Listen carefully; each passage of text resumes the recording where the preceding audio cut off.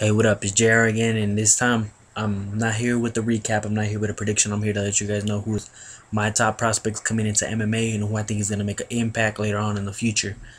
Um, First, I got a well-known. Everybody knows. Everybody should know. Rory McDonald. You know what I mean? He's a um he's a prospect fighting for the UFC. He's with a record of 12-1. He has he just beat Mike Powell, who was a veteran of the sport, and he beat Nate Diaz, two veterans. And Nate Diaz coming out of the scrap pack, very well known team. And his only loss was to Carlos Condit. And if you know Carlos Condit, you know Carlos Condit is a beast. You know what I mean? And for being that young of an age, and having all this hype behind you, and it's not. I'm not gonna say it's good to lose, but it's something to learn from. And I think that's what he needed, and that's what he definitely got with Carlos Condit. And and he took that and he used it with Nate, and he used it with Mike Powell.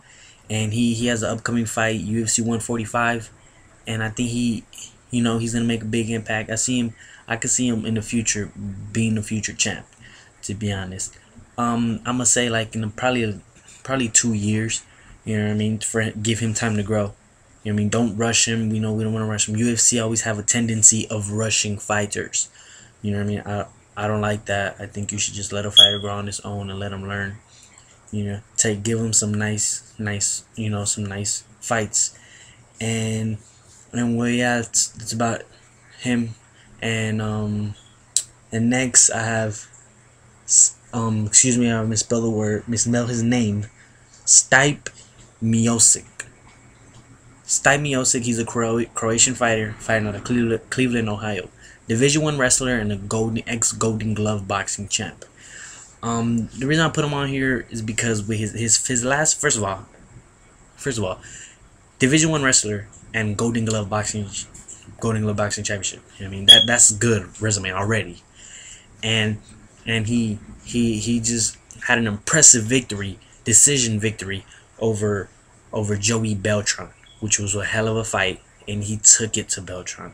He looked outstanding in that fight, and I'm excited to see him fight again. I think he's gonna make a big impact in the heavyweight division, and because these lighter strikers such as Jay Diaz, Cain Velasquez, these are strikers, but Cain Velasquez is a wrestler, but also a hell of a striker. But they're lighter. They're not like Shane Carwin, Brock Lesnar.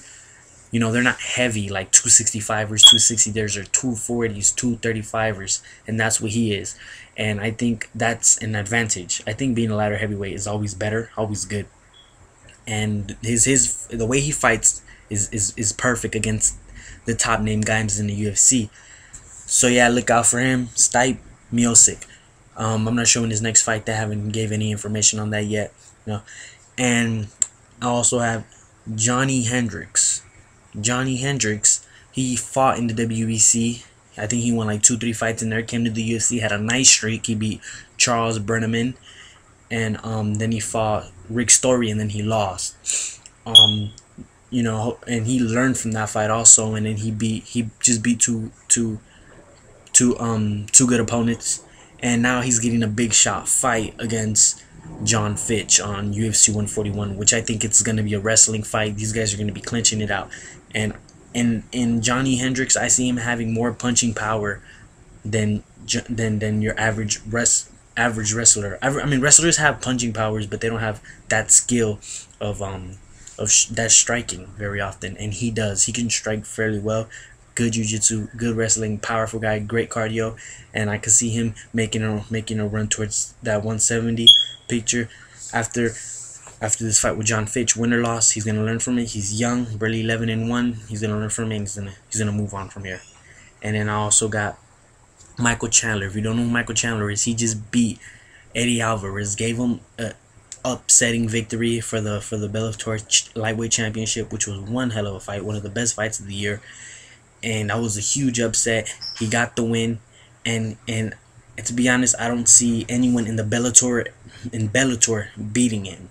I always said I wanted to see Eddie Alvarez go against someone like Gilbert Melendez. But now after he lost to Michael Chandler, I saw Michael Chandler coming up in the rankings. But when they announced the fight with Eddie Alvarez, I didn't think he was gonna get the win. But he got the upset. He got the win. He's barely 9-0 with good wins on his card. So now give him. Now it's time. Big fights. He already had a big fight. Give him someone else bigger. Most likely they're gonna give him a rematch because Bellator is circles around their top fighters, which is Eddie Alvarez, Hector Lombard, and the 170 winner. I forgot his name, but they just circle around them. So most likely they're gonna give him Eddie Alvarez a rematch, which I think is bullshit because he beat out Eddie Alvarez fair and clean. You could straight out. It was Eddie Alvarez. Eddie Alvarez was not sick or anything like that. So I don't see he's no excuses to come out. I think let him enjoy his time. Let him fight some other fighters. Don't throw him back in there with Eddie Alvarez because it would be bullshit. They want to take him down. They always want the top guy to be at the top and stay there. But anyways, Michael Chandler, look out for him, another up and coming fighter. And then I got Chris Weidman, out of the middleweight division from the UFC. He just has two submission victories. Um, his last fight he just submitted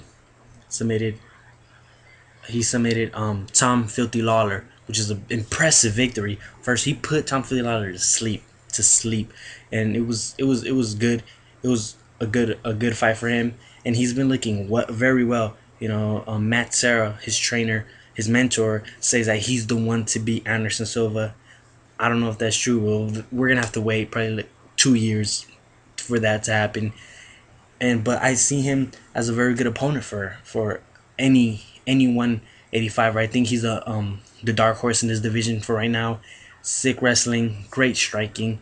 He's gonna make an impact, and I could see him as a champion later on.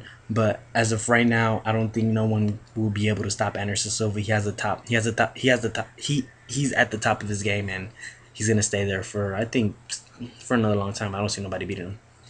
And then the last one I picked was Tony Ferguson. He's the Ultimate Fighter winner. No, and he just beat two veterans. I believe it was Aaron Riley, and then he just beat Eves Edwards. An impressive win. He looks good, sick striking, has a hell of a chin, and he hurt Eves Edwards. He has power in both hands. Wrestler, jiu-jitsu, and he trains with Brock's team. I think he has two separate camps, and I'm not so sure. Correct me if I'm wrong. Correct me if I'm wrong. Comment on this, but I believe he's training out of Oxnard, California, with I think some of Victor Ortiz, the boxer's trainers. I'm not so sure about that, but correct me if I'm wrong, because that's what I believe. That's what I think I saw or read. I'm not so sure, but yeah. But I know he trains with Brock. Sometimes Brock mentors him. But yeah, man, Tony Ferguson. I think this cut to 155 was a good choice, and I see him. And I see him, being up there with the rankings pretty soon. He looked good in his last victory over Eves Edwards, and hopefully keeps on with his winning streaks and just takes it all the way. Well, that's about my list. You guys have anyone else? Let me know. Comment. Let me know what you guys think about my list. That's about it. JR. Peace. Thanks.